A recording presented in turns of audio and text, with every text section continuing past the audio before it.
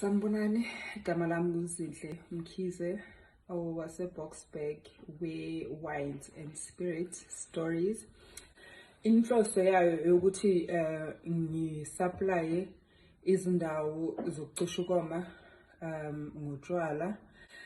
Yona ayiqalanga kahle ngoba ngiqale ngesikhathi se-COVID, ngazitshela ukuthi kunokuthi ngihlale nje endlini ngingenzi nix, akunamsebenzi, akunanto engiyenzayo. Ngathi into engiyaziyo mina ama-wine and into engiyaziyo utshwala, so ngathi angiqale ibhizinisi elinotshwala phakathi. So hayi ukuthi ngoba i-COVID yaqala yahamba nayo yonke into ehambile, but futhi sifundile okuningi.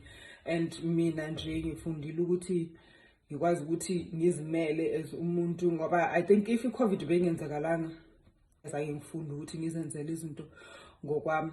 So bekunzima, kodwa ebunzimeni kwaphuma into enhle ekuyile esengibhizi ngayo manje every day, and okuyinto engiphilisayo. Yabo.